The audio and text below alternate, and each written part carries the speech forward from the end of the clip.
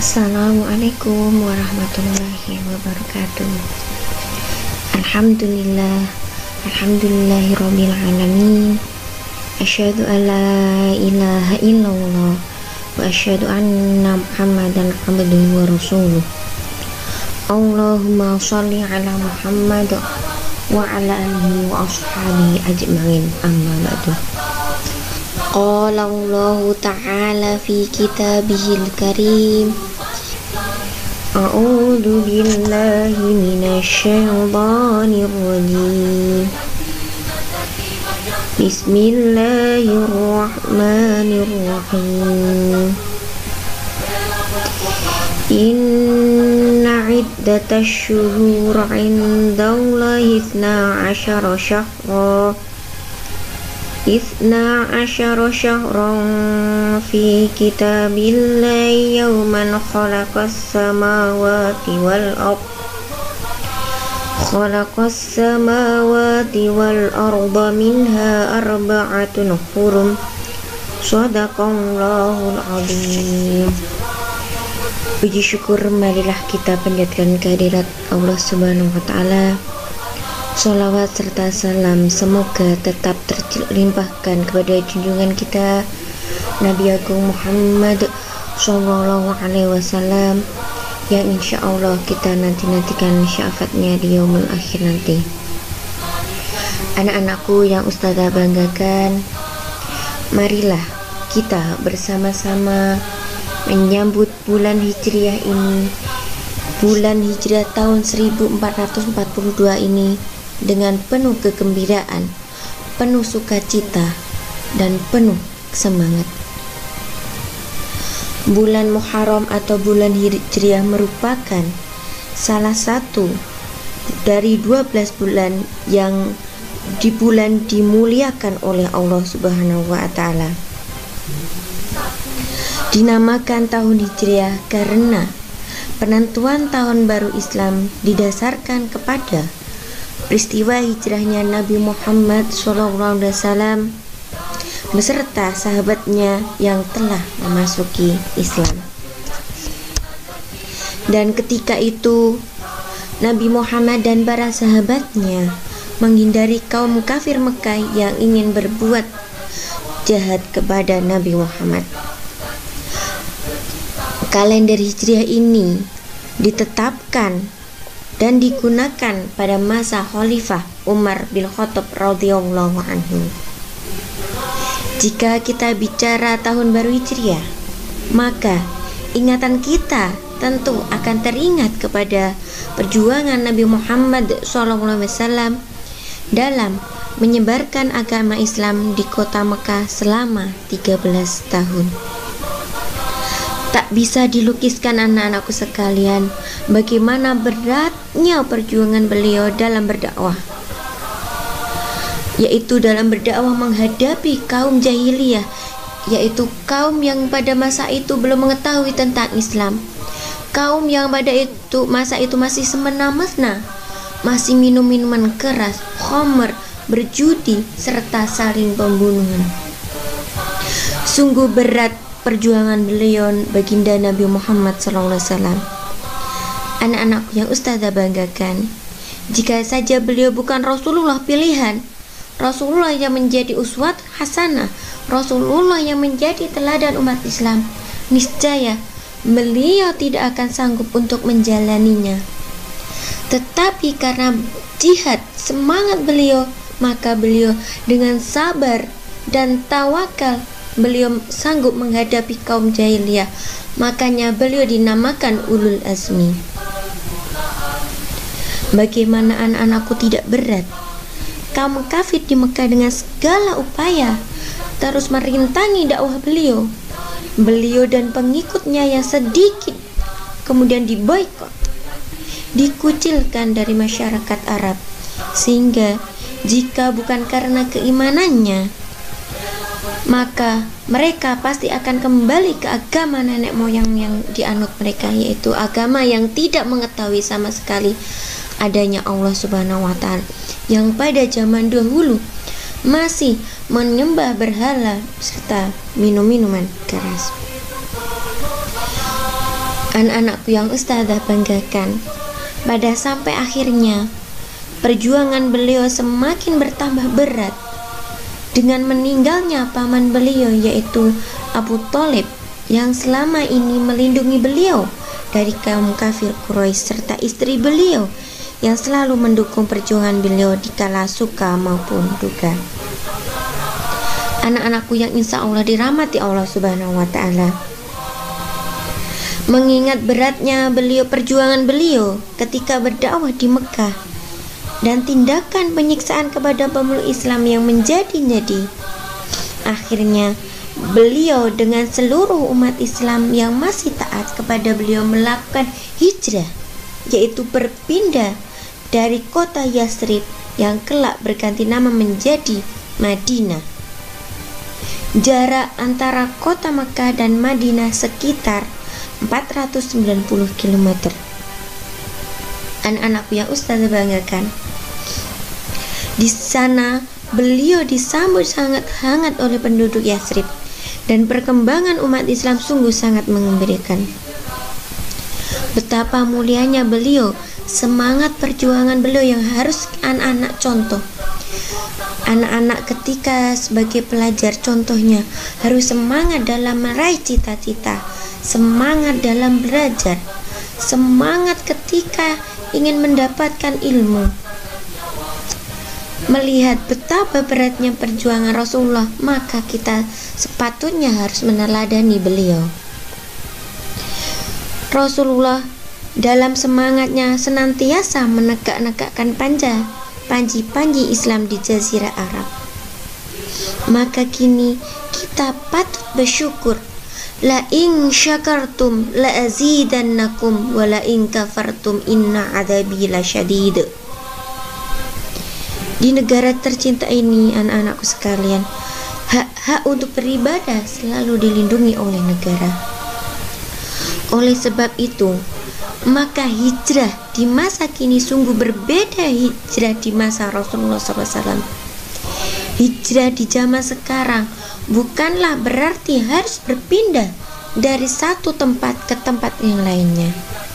Hijrah di zaman sekarang lebih dimaknai berupa pindah ke arah yang lebih baik. Innallaha yughayyiru ma biqaumin hatta yughayyiru ma bi anfusihim. Allah tidak akan mengubah suatu kaum apabila kaum itu merubah keadaannya sendiri. Lah anak-anakku, hijrah dimaknai sebagai peningkatan keimanan kita dari masa-masa yang terdahulu. Ketika dulu anak-anak belum melaksanakan sholat, lah anak-anak sekolah di SD Muhammadiyah Bogor senantiasa selalu rajin sholat, rajin beribadah, rajin menghafal, serta rajin selalu menegak-negakkan keimanan serta ketawakan kita kepada Allah Subhanahu wa Ta'ala. Anak-anakku yang insya Allah dirahmati Allah, dengan memperingati tahun baru Hijriah ini, marilah kita tingkatkan keimanan kita dan ketakwaan kita kepada Allah Subhanahu wa Ta'ala, agar hari ini lebih baik daripada hari kemarin. Anak-anakku sekalian, mudah-mudahan di tahun 1442 Hijriah ini kita termotivasi, kita terdorong untuk selalu berbuat amal baik, berbuat amal soleh, sehingga kita menjadi muslim yang hakiki, muslim yang kafah. Anak-anakku sekalian, apa saja yang kita harus maknai atau yang harus kita pelajari dalam tahun baru Hijriah ini? Tahun baru Hijriah merupakan tahun yang sangat mulia, yang di dalamnya yaitu dimaknai sebagai semangat perjuangan tanpa putus asa. Seperti dalam firman Allah surat Al-Hujurat ayat 15. A'udzu billahi minasyaitonir rajim. Bismillahirrahmanirrahim. Innamal mu'minuna alladzina amanu billahi wa rasulihi thumma lam yartabu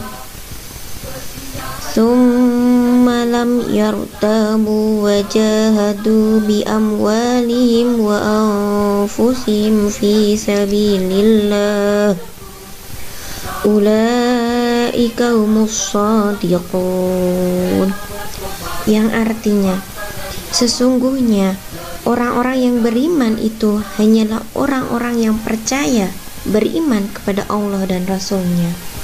Kemudian mereka tidak ragu-ragu dan mereka berjuang atau berjihad dengan harta dan jiwa mereka pada jalan Allah.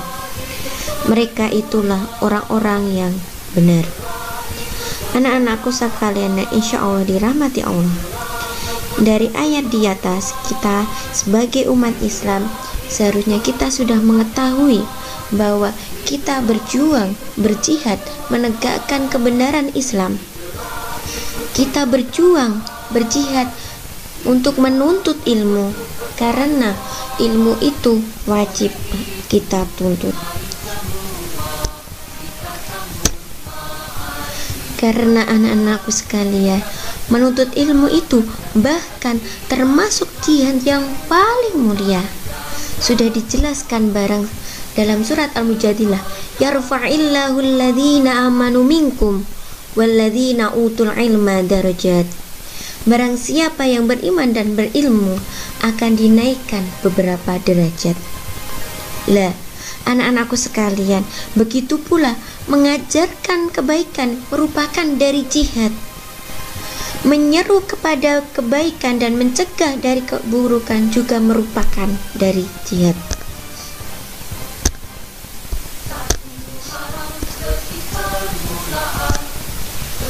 Anak-anakku sekalian, Allah Subhanahu wa Ta'ala menjelaskan dalam ayat ini bahwa keimanan yang kokoh adalah berjihad dengan harta-harta yang dimiliki. Semua yang mereka miliki menjadi murah di jalan Allah Subhanahu wa Ta'ala dan untuk agama Allah. Hal ini telah dibuktikan oleh Rasulullah SAW.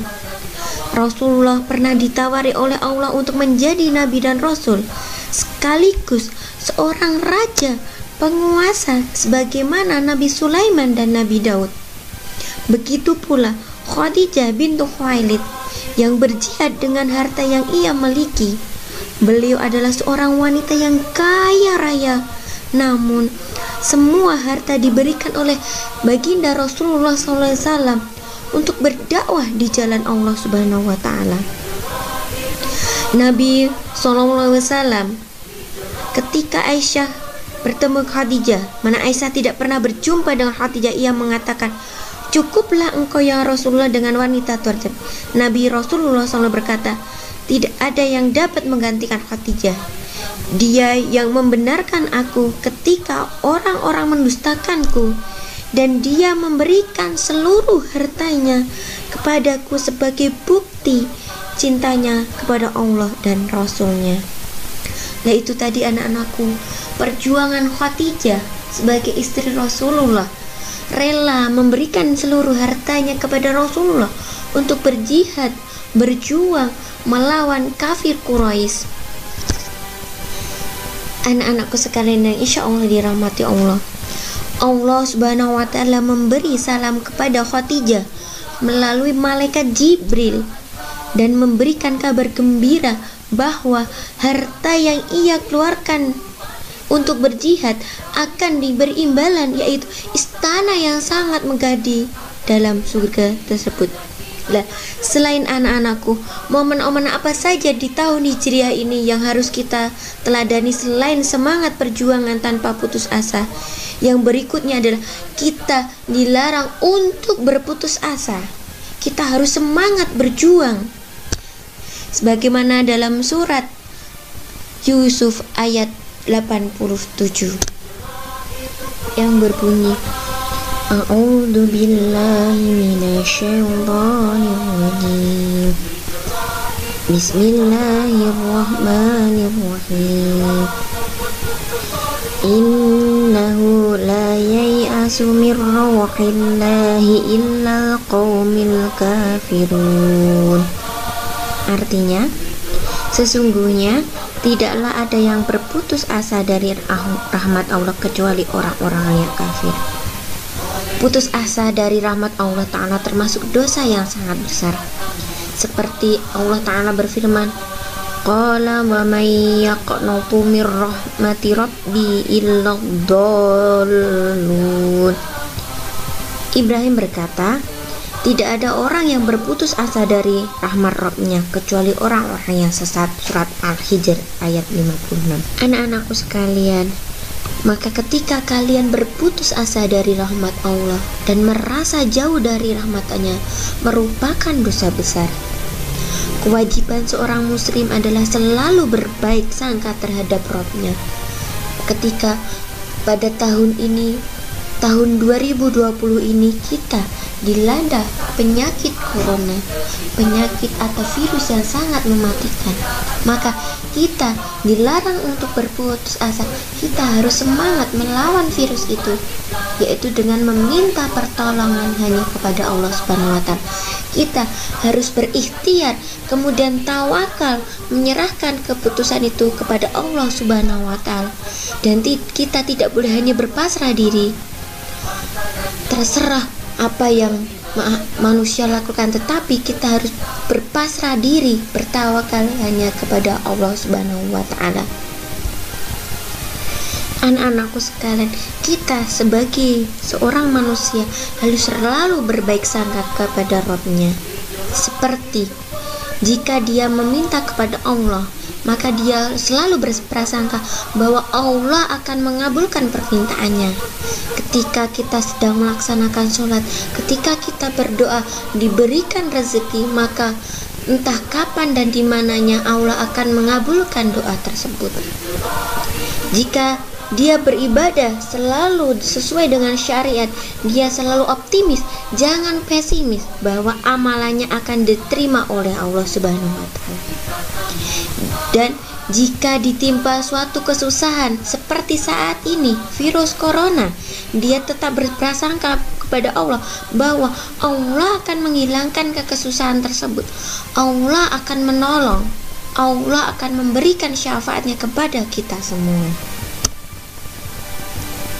Islam senantiasa mengajarkan umatnya untuk selalu optimis dalam segala hal yang bermanfaat, baik bagi dunia maupun akhirat.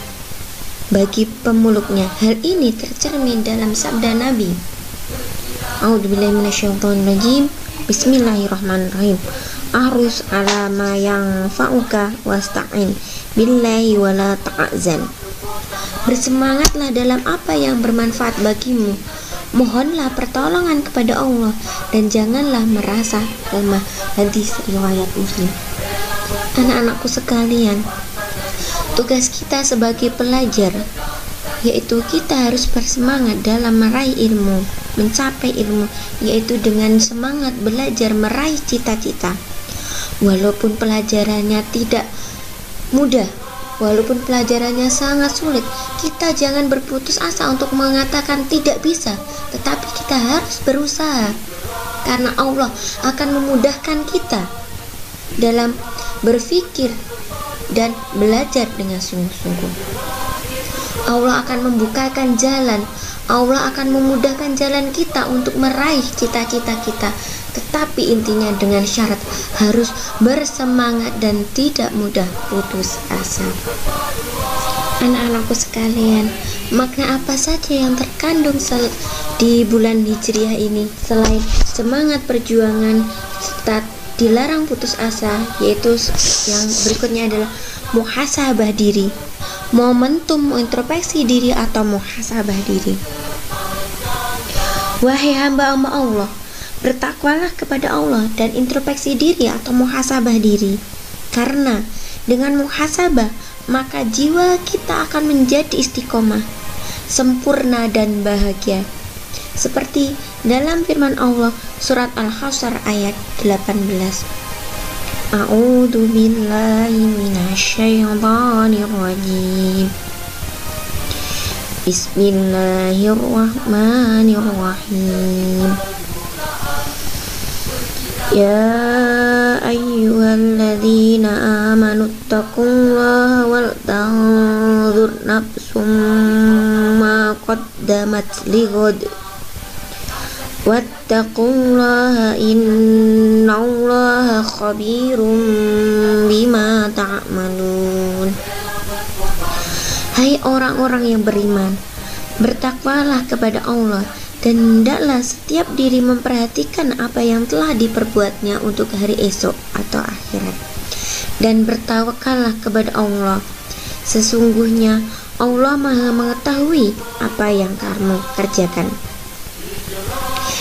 Ibnu Katsir rahimakumullah berkata dalam tafsirnya, firman Allah, wal tanzur nafsum ma qaddamat lighad, maksudnya yaitu introspeksi diri kalian sebelum kalian dihisab atau dihitung, dan perhatikan amal soleh yang telah kalian persiapkan untuk hari kemudian dan pertanggungjawaban di hadapan Allah. Allah Ta'ala berfirman, A'udzu billahi minasyaitonir rajim. Bismillahirrahmanirrahim. Wa nafsin wa ma sawwaha fa'alhamaha fujuraha wa taqwaha.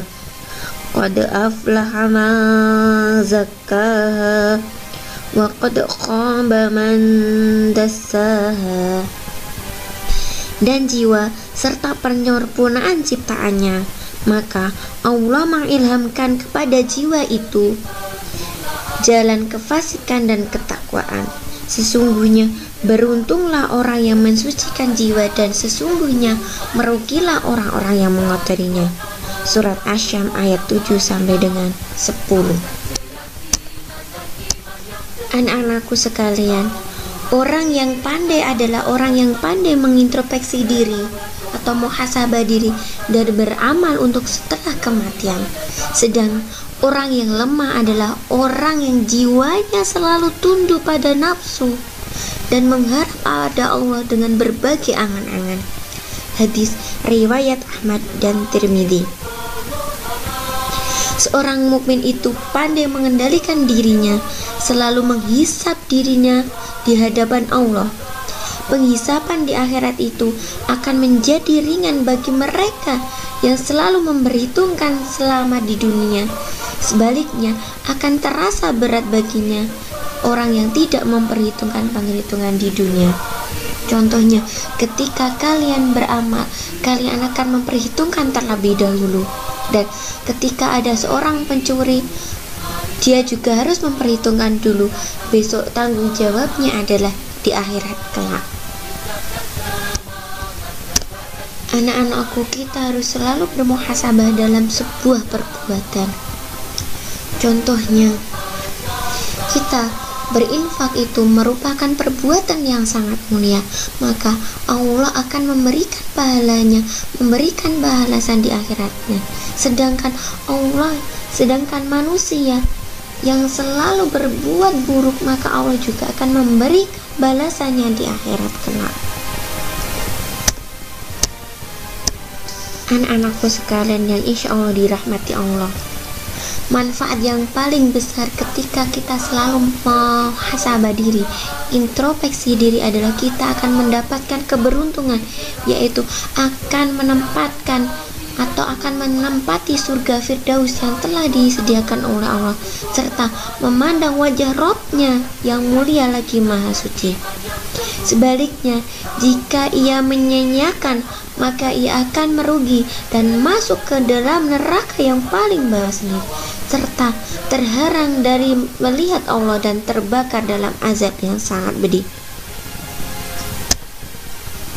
Anak-anakku sekalian yang dirahmati Allah, maka sikap kita adalah selalu bertawakal kepada Allah.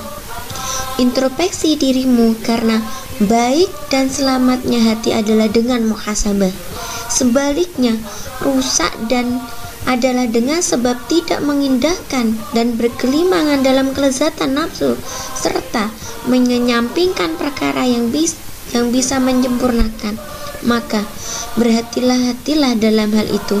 Niscaya anak-anakku sekalian, diri kalian akan mulia dan berbahagia di saat berjumpa dengan Tuhan kalian, yaitu Allah Subhanahu wa Ta'ala. Dengan kita pandai bermuhasabah diri, kita selalu berfastabiqul khairat, berlomba-lomba dalam kebaikan. Contohnya berinfak, mengerjakan amal soleh, sedekah, serta ibadah dengan tertibnya. Anak-anakku sekalian, insya Allah dirahmati Allah.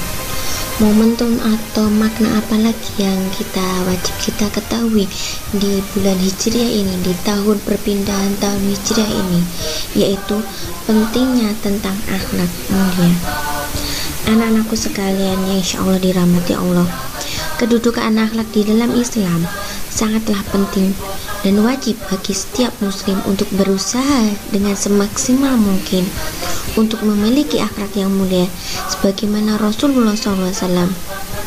Dan agama Islam itu merupakan agama akhlak, agama yang mengajarkan tata krama, adab, dan yang lain sebagainya.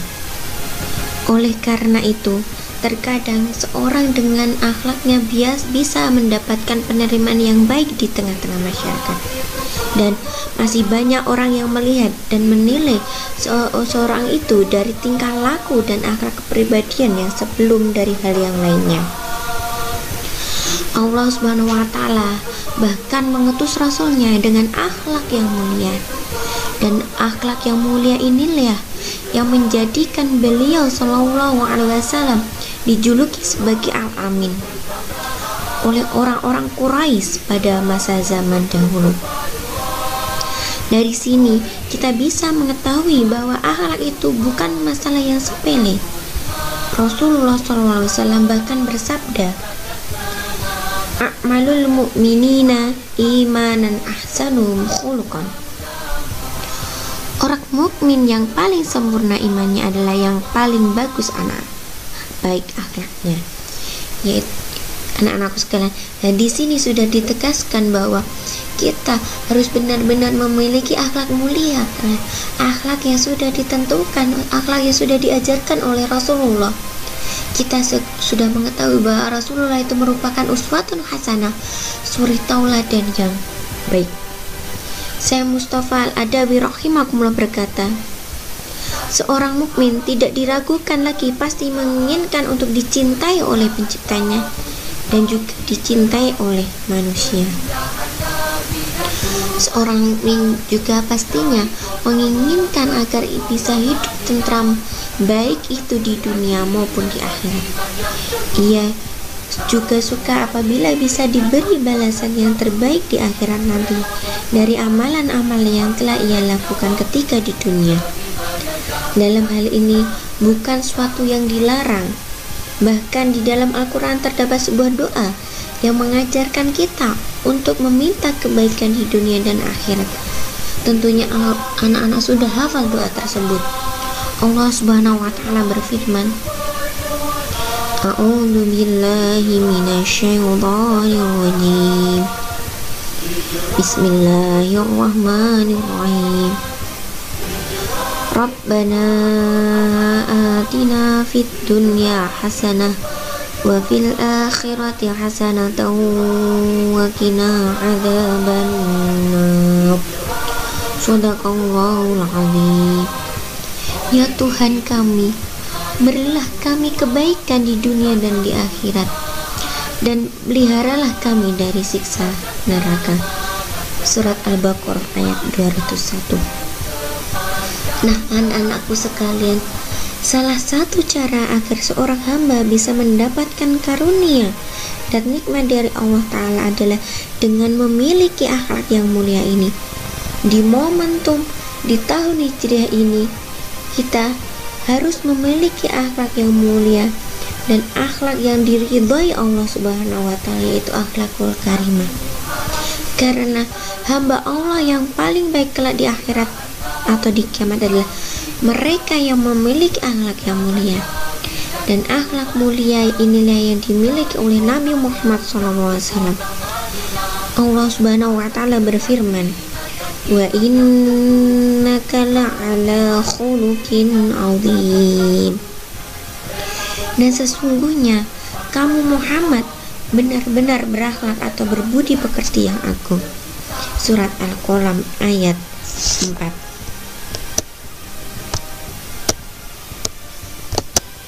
Anak-anakku sekalian yang insya Allah dirahmati Allah Subhanahu wa Ta'ala, akhlak merupakan amalan yang sangat tinggi di sisi Allah.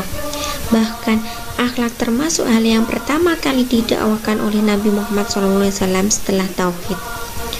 Akhlak mulia juga menunjukkan kapasitas keimanan seorang muslim. Semakin baik akhlaknya, maka seorang semakin sempurna imannya. Lah anak-anakku sekalian, itulah tadi momentum-momentum atau makna-makna yang harus kita pelajari, yang harus kita ambil hikmahnya dalam tahun baru Hijriah 1442 itu. Momen yang pertama tadi yaitu kita harus semangat dalam berjuang. Sebagai seorang pelajar, kita harus semangat dalam belajar meraih cita-cita. Kemudian kita dilarang untuk berputus asa, karena berputus asa itu merupakan dosa yang sangat besar. Kemudian momentum berikutnya adalah kita harus introspeksi diri atau muhasabah diri. Dan momentum berikutnya adalah pentingnya akhlak mulia. Di momentum-momentum ini anak-anakku sekalian, semoga kita mendapatkan rahmat, keridhaan, dan semoga kita melakukan perubahan yang dari dulu belum baik menjadi baik, yang dari belum pintar menjadi pintar, yang dulu belum sholat menjadi sholat. Ya, anak-anakku sekalian, pesannya Ustazah adalah selalu beriman dan bertawakal kepada Allah, selalu beribadah, selalu menuruti perintahnya, dan selalu menjauhi larangan yang diberikan Allah. Dan anakku, di tengah pandemi corona ini, anak-anak selalulah menjaga kesehatan, pola makan yang teratur, istirahat yang cukup, serta berolahraga yang cukup. Demikian tadi anak-anakku tausiah sedikit dari Ustazah tentang momentum atau makna apa saja yang harus kita ambil di tahun baru Hijriah ini, di tahun baru Hijriah tahun 1442 ini. Dari Ustazah cukup sekian, banyak kesalahan mohon dimaafkan. Billahi fi sabilil haqq. Assalamualaikum warahmatullahi wabarakatuh.